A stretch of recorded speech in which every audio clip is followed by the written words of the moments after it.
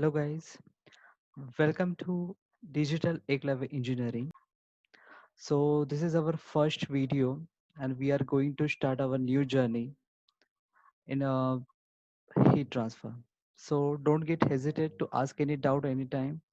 We are always I'm always with you. Okay, so before starting, I will discuss some points regarding our syllabus copy.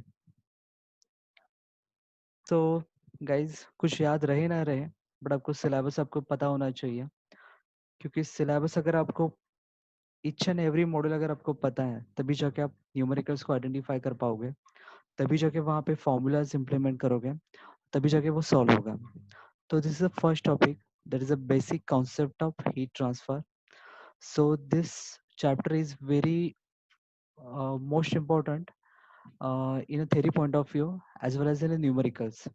But theory point of view इसलिए important है क्योंकि question number 1 and question number 6 पे इसके आने के chances काफ़ी ज़्यादा होते हैं. सो फर्स्ट जो मॉडल है जिसका वेटेज होगा around 10 marks, basic concept of H T around 10 marks. Then second model, basically second model is conduction and it's having lots of types, subtypes A, B, C, D, E. So first is a heat transfer through the walls, cylinders, spheres. Second है internal heat generation. Third one is a critical radius of insulation. और actually conduction का ही part है model number 3 भी, heat transfer through fins and unsteady state heat transfer. So basically आप देखोगे तो conduction के ऊपर ही, कंडक्शन को पकड़ के कंसिडर करके तो module number 1, module number 2 and module number 3 मतलब 50% पार्ट कंडक्शन में कवर हो जाता है. सो कंडक्शन में काफ़ी सारा वेरिएशन है, हर एक टाइप के अपने अपने फॉर्मूलाज है, वो आपको यूज करने आना चाहिए.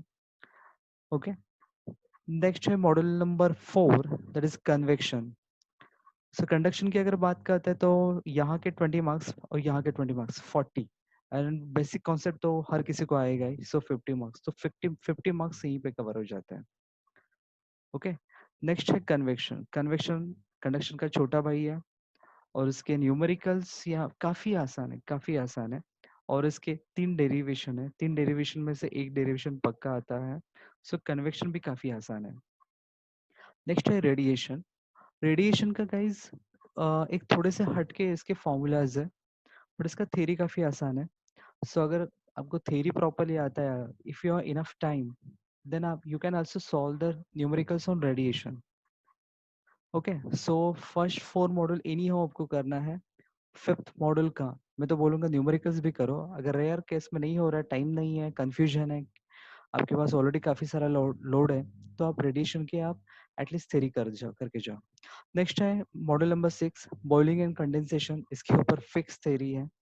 Again question number 1, question number 6 में आपको इसका यूज होगा. हीट पाइप, इसका वही मतलब हर बार रिपीटेड क्वेश्चन यहाँ पे आते हैं. एंड हीट एक्सचेंजर में 4 टाइप के न्यूमेरिकल्स है, उसमें से एक टाइप आपको आएगा. ओके, सो उसका एक डेरिवेशन और एक उसका एक न्यूमेरिकल, तो ऐसे टोटल मिला के उसके 25 मार्क्स. सो गाइज मेरा कहना यही है कि heat transfer is not so difficult. दिमाग में से निकाल दो कि काफ़ी सारा ये कॉम्प्लिकेटेड सब्जेक्ट्स है, नहीं बिल्कुल नहीं है. आप अभी इसको एंजॉय करोगे और वन बाय वन समझते जाओ. मोस्ट इम्पोर्टेंट इसके फॉर्मूलाज बाहर करते जाओ, तो बेटर होगा कि आप कोई भी न्यूमेरिकल को आराम से आइडेंटिफाई करके एनी टाइम उसको सॉल्व कर सकते हो. Okay, so let's start. सबसे पहले सब्जेक्ट का नेमिंग है heat transfer. What do you mean by heat transfer? Heat is nothing but energy. Okay, so it is a heat transfer of the, it is nothing but energy. So it is the energy transfer from high temperature to low temperature body. जैसे current का example लेता हूँ मैं, तो current is also energy which flows from high voltage to low voltage. तो वहाँ पे driving force क्या था? Voltage difference. तो यहाँ पे इस कॉन्सेप्ट में ड्राइविंग फोर्स क्या है? Temperature difference. So it is a transfer of the heat from high temperature body to low temperature body. So it can flow through different mediums like a solid, liquid and gases. Next है Q is equal to dt upon RT. This is a basic और general equation. 99% यही equation आपको numericals में use होगा. क्या है ये equation, आया कहाँ से? तो बाजू में मैंने यहाँ पे शेयर किया है ओम्स लॉ. ओम्स लॉ हमने बचपन से सीखा है, V is equal to current into resistance, electrical resistance इसलिए RE। सो मुझे करंट चाहिए क्योंकि एनर्जी चाहिए, so I is equal to voltage upon RE, voltage upon resistance. तो अगर मैं बात करता हूँ एनर्जी की, तो हीट इज ऑल्सो एनर्जी। अगर करंट को फ्लो होने के लिए वोल्टेज चाहिए, तो मेरे क्यू के लिए, मेरे हीट ट्रांसफर के लिए मुझे टेम्परेचर डिफरेंस चाहिए। सो वी को मैंने रिप्लेस किया dt से, एंड इलेक्ट्रिकल रेजिस्टेंस को मैंने रिप्लेस किया थर्मल रेजिस्टेंस से। सो मुझे एक जनरल इक्वेशन मुझे मिलता है Q is equal to D T upon R T. So ये 99% ये हर बार यूज होगा। Okay, so if I want RT, then do a little change. If RT goes here, then dt by Q. So RT is equal to dt by Q. So temperature difference है वो degree Celsius में भी हो सकता है, kelvin में भी हो सकता है, और Q का यूनिट होता है watt, joules per second. So degree Celsius और or sorry kelvin divide by watt. Okay, so ये एक इक्वेशन काफी इंपॉर्टेंट है न्यूमेरिकल्स पॉइंट ऑफ व्यू। अभी देखते हैं, there are three different modes of heat transfer: conduction, convection and radiation. Conduction, तो सबसे पहले मैं आपको एक एग्जांपल देता हूँ। Suppose if I take any rod and if I heated its one end, then automatically heat will be transferred to the another end. Why? Because of conduction. So it is a transfer of the heat from high temperature region to the low temperature region within a same medium. Okay, so there is a heat transfer from the high temperature to low temperature. It means temperature difference is required here, and within the same medium means solid to solid, liquid to liquid and gases to gas. अगर with in same medium में हो रहा है, temperature difference के कारण हो रहा है, तो वो उसको बोलते हैं कंडक्शन। और कंडक्शन का अपना एक लॉ है, that is a Fourier's equation या फिर Fourier's law. Q is equal to minus K A C D T by D X. A C इसलिए लिखा हुआ है क्योंकि एरिया अगर मैं यूज करता हूँ तो एरिया दो टाइप का होता है, एक surface area and cross sectional area. So confusion create होता है if I just write a, that's why I am writing AC। AC means cross sectional area. So conduction किसके ऊपर डिपेंड है? क्रॉस सेक्शनल एरिया पे depend है। So Q होता क्या है? That is a heat flow rate, जिसका unit है watt is equal to joule per second. K का यूनिट है thermal conductivity, VAT per metre degree kelvin, या तो फिर अगर मैं डिग्री सेल्सियस लेता हूँ तो VAT per metre degree Celsius तो भी चलेगा। ओके, सो K, K का यूनिट, एक्चुअली K का यूनिट आप भी बना सकते हो। सो मैं आपको शो करता हूँ कि कैसे K का यूनिट आया कहाँ से।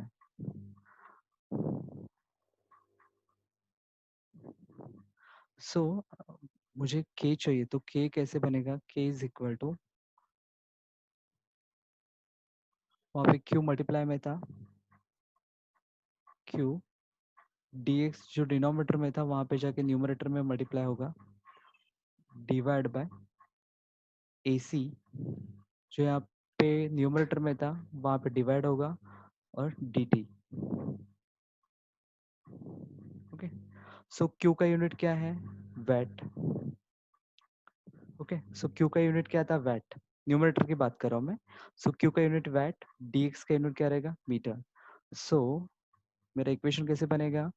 वैट dx का मीटर डिवाइड बाय AC का मीटर स्क्वायर, या फिर डिग्री सेल्सियस और डिग्री केल्विन। तो फिलहाल मैं डिग्री सेल्सियस की बात करता हूँ। तो होगा क्या, ये मीटर और मीटर स्क्वायर कैंसिल होगा। सो बचेगा क्या? वैट मीटर डिग्री सेल्सियस, या तो फिर VAT metre degree kelvin. So ये इक्वेशन वहां से बना हुआ है। सो अभी तो फिलहाल आपको पता चला कैसे है, बाद में ये बाहर कर दो कि VAT per metre degree Celsius या तो फिर watt per metre degree kelvin, ये इसका यूनिट है K का। Next AC, cross sectional area, क्योंकि conduction is just like a fluid flow, मतलब पाइप के अंदर से फ्लूइड फ्लो हो रहा है, तो जितना उसका डायमीटर होगा, जितना उसका क्रॉस सेक्शनल एरिया होगा, उतनी उसकी कैपेसिटी है उस हीट को या तो फिर फ्लूइड को फ्लो करने की। So it depends upon cross sectional area, क्योंकि विद इन सेम मटेरियल जाएगा तो क्रॉस सेक्शनल एरिया के थ्रू वो ट्रांसफर होगा। dt that is a temperature difference, it should be in degree Celsius और केल्विन, क्योंकि dt है 273 वो कैंसिल ही होने वाला है। And distance, distance means suppose अगर रॉड का जो भी लेंथ है, सपोज ये रॉड है, सो ये हाई टेम्परेचर वाला रीजन है, ये लो टेम्परेचर रीजन है, तो डिस्टेंस क्या ये रहेगा, ये रहेगा dx, उसका अपना खुद का लेंथ, सो ये रहेगा dx। और हाई टेम्परेचर का हम हमेशा T1 बोलते हैं और लो टेम्परेचर को हम T2 बोलते हैं। सो dt आपको कहाँ से मिलेगा, तो T1 minus T2। Okay, got it. Next, this negative sign indicates heat transfers from the high temperature region to low temperature region। so इसके ऊपर क्वेश्चन काफी रेयरली आता है, बट कंडक्शन आपको पता होना चाहिए क्योंकि ये आगे जाके यूज होने वाला है नेक्स्ट मॉडल में।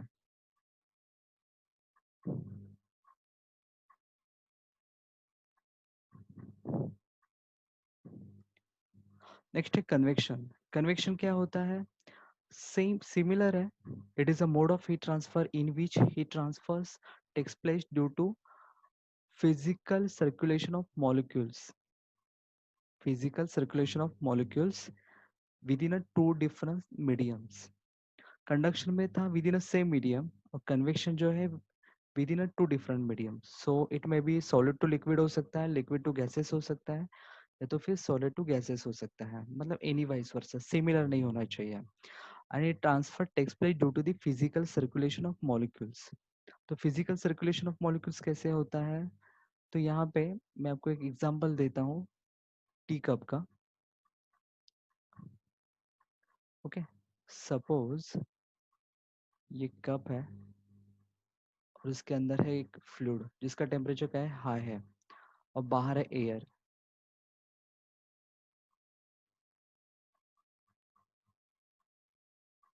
ओके, सो उसका टेम्परेचर लो टेम्परेचर है T2 और टी का टेम्परेचर है T1। सो ये लिक्विड स्टेट में है, एयर गैसीय स्टेट में है। सो यहाँ पे हीट फ्लो होगा फ्रॉम हाई टेम्परेचर, मतलब फ्रॉम टी टू एयर तक वो क्या होगा, हीट फ्लो होगा, हीट फ्लो होगा, बट मतलब within two different mediums. तो बट कैसे होगा, तो due it takes place due to the physical circulation of molecules. So जो फ्लूइड है, हॉट फ्लूइड है, उसके कांटेक्ट में जो एडजेसेंट एयर का लेयर होगा वो क्या करेगा, उस हीट को क्या करेगा, एब्जॉर्ब करेगा। और जैसे ही कोई भी गैस अगर हीट को एब्जॉर्ब करता है तो उसका वॉल्यूम क्या होता है, एक्सपांड होता है। सो हमें पता है कि हॉट एयर क्या होता है, it will, hot air will go upwards and cold air will come downwards. Okay, so जो कोल्ड एयर नीचे आएगा वो भी क्या करेगा, हीट को क्या करेगा, एब्जॉर्ब करेगा।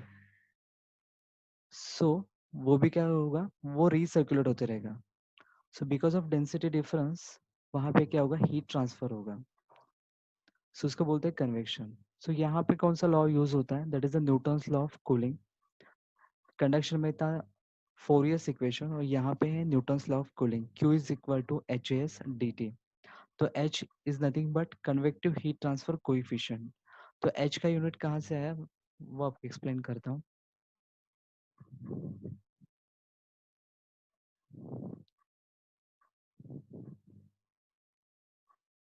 सो H मुझे मिला इस इक्वेशन से, Q divide by surface area divide by T dt। Okay, so Q का यूनिट होता है वैट, एरिया का मीटर स्क्वायर, और ये टेम्परेचर डिफरेंस हैगा, it may be in degree Celsius, it may be in Kelvin. So watt per metre square degree Celsius या तो फिर watt per metre square degree kelvin. So ये उसका H का यूनिट है। सो कंडक्शन में K use होता है और कन्वेक्शन में H यूज होता है। Next, it is depends upon surface area. So जितना ज्यादा सरफेस एरिया एक्सपोज होगा एयर के साथ, दूसरे फ्लूइड के साथ, उतना जल्दी वहां पे कूलिंग होगा। फॉर द एग्जाम्पल टी का अगर मैं डिश में लेता हूँ, अगर चाय में डिश में लेता हूँ तो जल्दी कूलिंग होगी क्योंकि ज्यादा सरफेस एरिया एक्सपोज है एयर के साथ। ओके, सो वहां पे कन्वेक्शन होता है। नेक्स्ट है radiation. Radiation, it is a mode of heat transfer in which flow of heat takes place in the form of electromagnetic waves with following steps। So radiation का सबसे पहले आपको याद आना चाहिए सनलाइट। तो it is a mode of heat transfer in which flow of heat takes place in the form of electromagnetic waves. तो at the sun surface जो भी हीट होगा वो किस में कन्वर्ट होगा, इलेक्ट्रोमैग्नेटिक वेव्स में कन्वर्ट होगा. So conversion of heat energy of hot body into electromagnetic waves, EMW. EMW means electromagnetic waves. So conversion of heat energy of hot body into electromagnetic waves in the form of successive and separate pockets known as photons or quantas. So in the form of photons वो क्या करेगा, वहां पे hot surface से वो क्या होगा, इन the form of photons and Qantas वो क्या करेगा, वो फॉर्म में आके इलेक्ट्रोमैग्नेटिक वेव्स के थ्रू वो ट्रैवल करेगा. So these waves can travel through medium और वैक्यूम. सो वो मीडियम हो, मतलब एयर हो, लिक्विड हो, फ्लूइड हो, वाटर हो, या तो फिर स्पेस वैक्यूम हो तो भी चलेगा, तो भी सनलाइट क्या करती है, ट्रैवल करती है. Third one, conversion of electromagnetic waves again into heat energy when these waves strike to the next body. So जब भी वो ट्रैवल करके किसी भी सरफेस के साथ स्ट्राइक करेगा तो अगेन वो किस में कन्वर्ट होगा, हीट एनर्जी में कन्वर्ट होगा. और वन मोर थिंग कि हमने कंडक्शन देखा, कन्वेक्शन देखा, तो कंडक्शन और कन्वेक्शन में डीटी टेम्परेचर डिफरेंस वहाँ पे रिक्वायर्ड है, मतलब जरूरी है. विदाउट टेम्परेचर डिफरेंस वहाँ पे हीट फ्लो नहीं होगा. बट रेडिएशन में ऐसा नहीं है कि सनलाइट वहाँ पे नीचे टेम्परेचर डिफरेंस मेंटेन हो या ना हो तो भी वहाँ पे सनलाइट क्या करेगा, ट्रैवल करेगा. सो वहाँ पे टेम्परेचर डिफरेंस मैटर नहीं करता, सन का टेम्परेचर मैटर करता है. सो वहाँ पे डीटी यूज नहीं होता, वहाँ पे सिंगल टेम्परेचर यूज होता है. नेक्स्ट,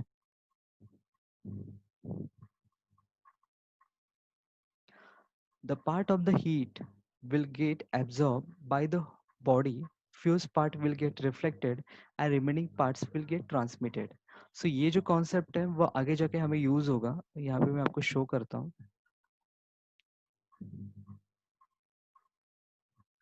सो ये डायग्राम देखो.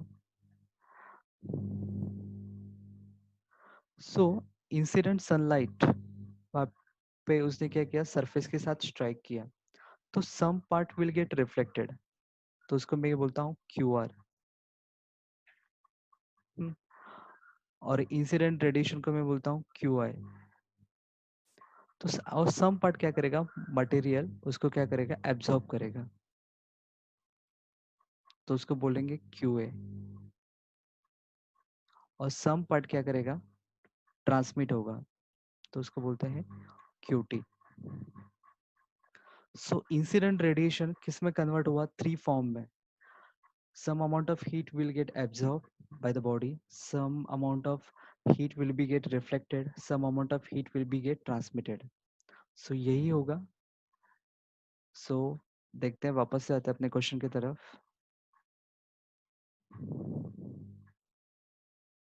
Okay, so few parts will be get reflected and remaining parts will get transmitted. Any object having a temperature above 0 degree Celsius it radiate the heat. So जिसका भी temperature 0 degree Celsius के ऊपर है वो पक्का radiation करेगा. सो जैसे conduction के लिए फोरियर्स लॉ था, कन्वेक्शन के लिए न्यूटन्स लॉ ऑफ कूलिंग था, वैसे सिमिलरली रेडिएशन का अपना लॉ है, Stefan Boltzmann law. Q is equal to sigma B surface area into temperature raise to 4. So मैंने आपके साथ डिस्कस किया था कि यहाँ पे टेम्परेचर डिफरेंस नहीं होगा, वो यहाँ पे सनलाइट का सन का अपना टेम्परेचर होगा और रेज टू 4 है. सो काफी ट्रेमेंडस ये हीट जनरेट होगा वहाँ पे. तो स्टीफन बोल्ट्जमैन कांस्टेंट वो वैल्यू फिक्स है, कांस्टेंट है, और बाहर करने के लिए भी काफी आसान है, 5, 6, 7 और 8. So value is 5.67 into 10⁻⁸. Again मुझे सिग्मा बी का यूनिट बनाना है तो मुझे क्या करना पड़ेगा, Q divide by A S T raise to 4. So Q का यूनिट था वैट और डिवाइड बाय यहाँ का वहाँ पे जाके डिवाइड होगा, सो मीटर स्क्वायर. और टेम्परेचर मैंने बोला था कि डेल्टा टी होगा तो सेल्सियस में पुट करो तो भी चलेगा, डजेंट मैटर. और जब भी टेम्परेचर सिंगल यूज होता है तब आपको केल्विन में ही पुट करना है. सो केल्विन रेज टू 4 होगा. सो सिग्मा बी का यूनिट क्या है, watt per metre square Kelvin raise to 4. और टेम्परेचर वो क्या रहेगा, एब्सोल्यूट टेम्परेचर, और केल्विन में आपको पुट करना है. अभी वापस से आते हैं कन्वेक्शन के ऊपर. तो basically there are two types of convection, free convection and forced convection. The physical circulation of molecules takes place due to density difference. For the example, heat of air which is adjust to the hot band surface. सो अगर मैं hot pan surface की बात करता हूँ तो उसके साथ जो भी एयर का लेयर एडजेसेंट होगा वो हॉट पैन से क्या करेगा, हीट को एब्जॉर्ब करेगा। हीट को एब्जॉर्ब करेगा तो वॉल्यूम उसका एक्सपांड होगा, सो उसका डेंसिटी लो होगा, और डेंसिटी लो में से उसका वेट लो होगा और लाइट बनेगा, और जो लाइट एयर है, हॉट एयर है, it will go upward and automatically जो नेक्स्ट एडजेसेंट लेयर था कोल्ड एयर का, इट विल कम डाउनवर्ड। तो वहाँ पे फिजिकल सर्कुलेशन वहाँ पे मॉलिक्यूल्स का होगा बिकॉज ऑफ डेंसिटी डिफरेंस, तो उसको बोलते हैं फ्री कन्वेक्शन। बट अगर वही सर्कुलेशन अगर मैं करता हूँ by using a mechanical devices like a fans, तो उसको बोलते हैं फोर्स कन्वेक्शन। फैंस होए, ब्लोअर्स हैं, ओके। तो physical circulation of molecules takes place by using mechanical devices like fans, blowers. मतलब मैंने फैन ऑन किया, ब्लोअर यूज किया जल्दी कूलिंग करने के लिए, तो उसको क्या बोलेंगे, force convection.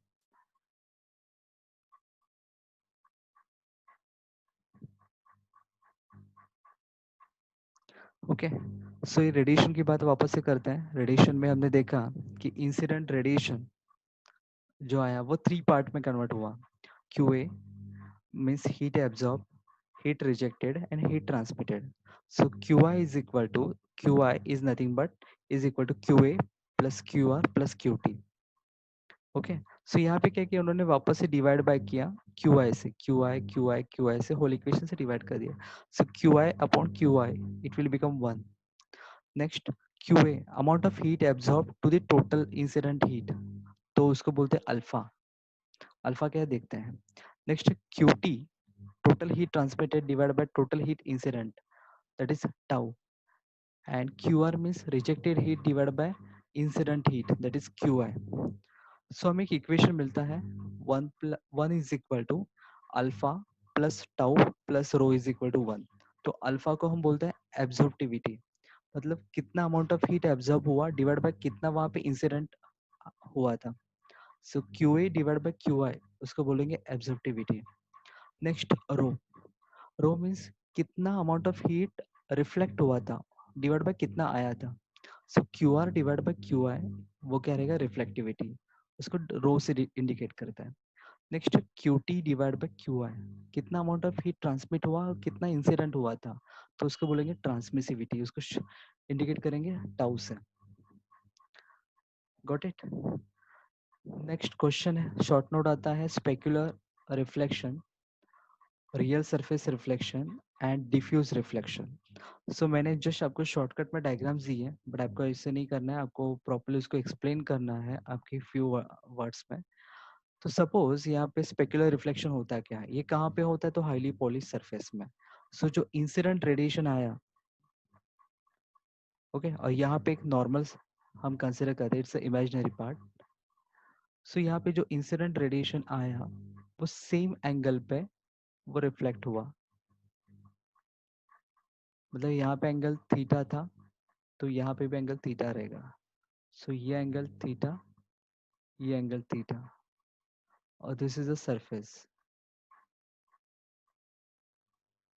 Okay, so incident incident radiation, the angle between incident radiation and normal, if it is same as the angle between reflected heat with normal to the surface।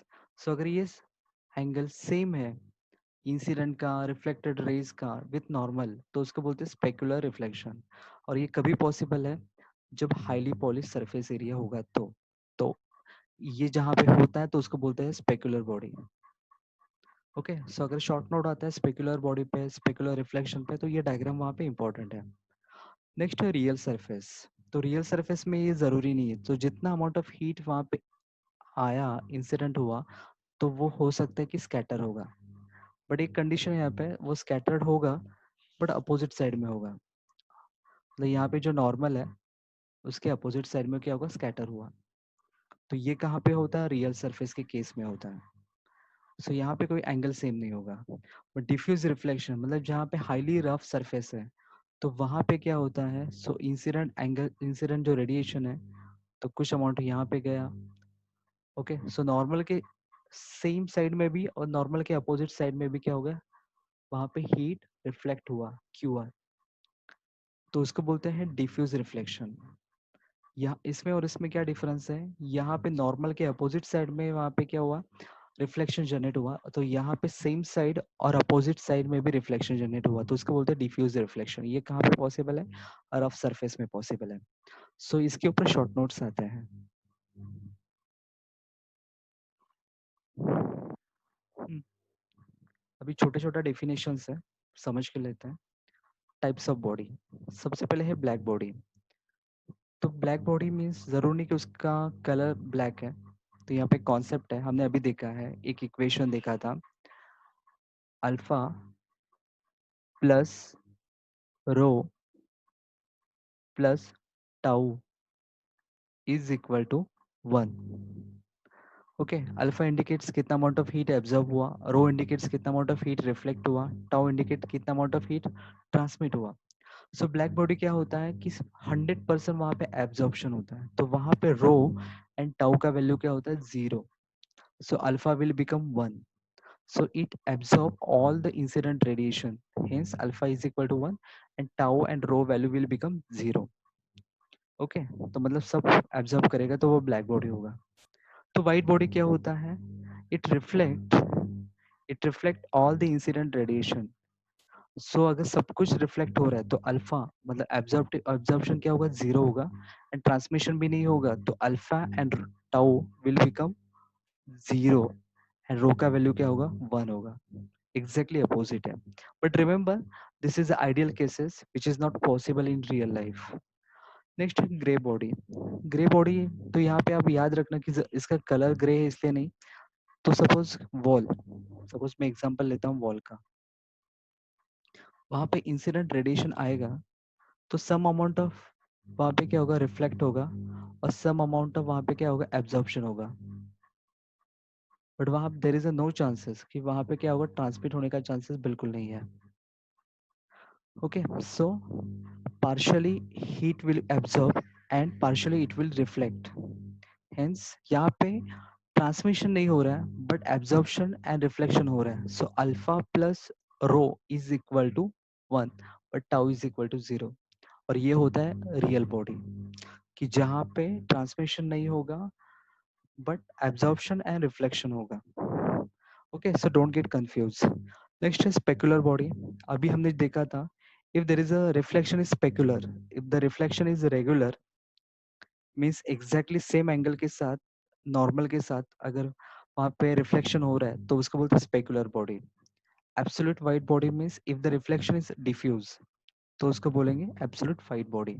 सो छोटा छोटा डेफिनेशन है, याद रखना उसको, कंफ्यूजन मत होना, confuse मत होना। अभी मोस्ट इंपॉर्टेंट आता है थर्मल कंडक्टिविटी। थर्मल कंडक्टिविटी के कहाँ पे यूज हुआ था, कंडक्शन में, और कंडक्शन में लॉ कौन सा यूज होता है, फोरियर्स लॉ। तो फोरियर लॉ क्या था, Q is equal to minus K A C D T upon D x.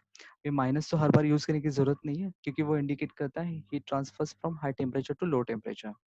सो मुझे के चाहिए, तो के चाहिए तो मुझे क्या करना पड़ेगा, सिंप्लीफाई करना पड़ेगा इस फॉर्मूला को। सो के इज इक्वल टू, सो यहाँ का डिनोमिनेटर का पार्ट वहां पे जाके मल्टीप्लाई होगा, Q into D X divide by A C और डी टी। ओके, और इसका मैंने आपको यूनिट बताया कैसे कन्वर्जन हुआ करके, तो उसका यूनिट होता है watt per metre degree kelvin. सो सबसे पहले इस फॉर्मूला को बनाओ और फिर इसको देख के फिर आपको क्या करना है, डेफिनेशन बनाना है। सो क्या है, it is amount of heat flow rate, अभी बात कर रहा हूँ मैं क्यू के, it is the amount of heat flow rate passing through dx। dx means क्या होता है, passing through unit thickness. Okay, तो dx क्या होता है, थिकनेस होता है या तो फिर लेंथ होता है। Okay, per unit area, AC means per unit area, and DTB is a per unit temperature difference, and it is maintained across the boundary surface। So सबसे पहले मैंने बात की क्योंकि it is the amount of heat flow rate passing through unit thickness per unit area per unit temperature difference is maintained across the boundary surface। So यहाँ पे formula, उसका unit और उसकी डेफिनेशन इंपॉर्टेंट है, और हो सके तो एक आध दूसरा एग्जाम्पल दे देना, तो 4 पॉइंट्स हो जाएंगे, तो 2 मार्क्स मिल जाएंगे। नेक्स्ट है convective heat transfer coefficient H। तो H कहाँ पे यूज होता है, कन्वेक्शन में यूज होता है। कन्वेक्शन का फॉर्मूला क्या है, न्यूटन्स लॉ ऑफ कूलिंग है। So Q is equal to HAS dt। तो H is equal to what, Q divide by ये जो एस डी टी वहां पे जाके डिवाइड होगा. सो कैन आई से it is the amount of heat flow rate per unit surface area per unit temperature difference is maintained across the boundary surface. So इसका unit क्या था? Watt divide by metre square degree Celsius या तो फिर degree kelvin. So it okay. और one more thing, sometimes H of air. देखो, अगर कोई मटेरियल यूज होता है, कोई सॉलिड मटेरियल यूज होगा तो उसका कंडक्टिविटी क्या आपको दिया जाएगा. अगर कोई गैसेस यूज होते हैं तो उसका एच गिवन होगा क्योंकि वहां पे कन्वेक्शन होगा. बट सपोज अगर एयर का कन्वेक्टिव ट्रांसफर कोएफिशिएंट गिवन नहीं है तो आपको स्टैंडर्ड वैल्यू लेनी है एयर की, that is 10 into VAT per metre square kelvin. So ये स्टैंडर्ड वैल्यू आपको बाहर करना है एच का.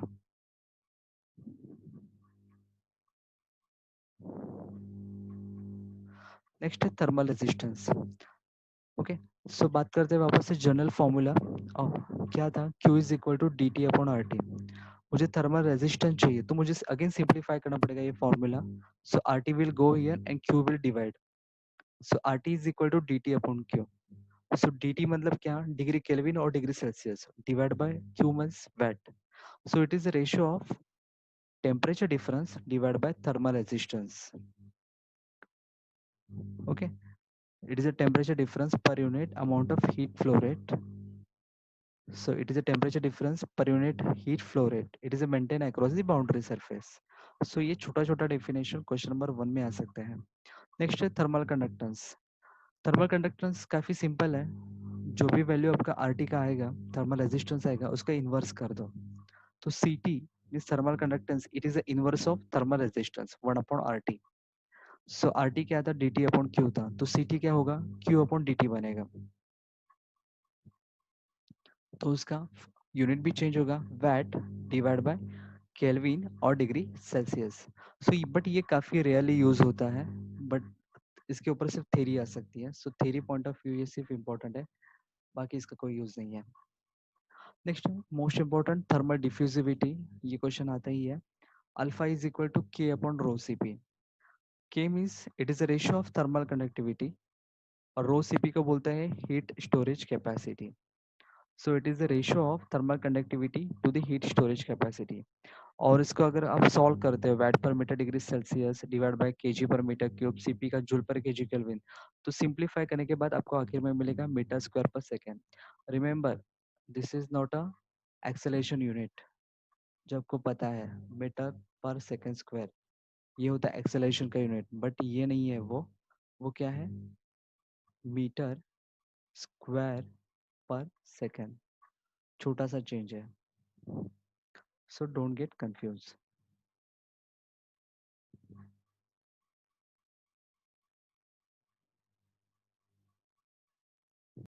नेक्स्ट है एमईसी पावर. एक्चुअली ये डेफिनेशन अगेन रिपीट होगा रेडिएशन में, फिर भी देखते हैं क्या है emissive power. It is the amount of, actually क्या है, this is the amount of Q divide by surface area. और वो क्या? Directly proportional to the temperature raise to 4. So it is the amount of radiation energy means heat energy emitted per divide by AS है. So emitted per unit surface area per unit time, क्योंकि Q means heat flow rate है. So वहाँ पे joule per second already रहेगा. So per unit time of black body and it is directly proportional to the fourth power of absolute temperature. So again repeat करता हूँ. It is the amount of heat energy means Q emitted per unit surface area and flow rate इसलिए per unit time of black body and it is directly proportional to the fourth power of absolute temperature. और emissivity क्या होता है? तो emissivity मतलब comparison होता है कि एनी नॉन ब्लैक बॉडी का परफेक्टली ब्लैक बॉडी के साथ. So epsilon is equal to E upon E B means emissive power of any non black body to the emissive power of black body. So ये जो definition है question number 1 में and question number 6 में, इसके आने के chances काफी high होते हैं.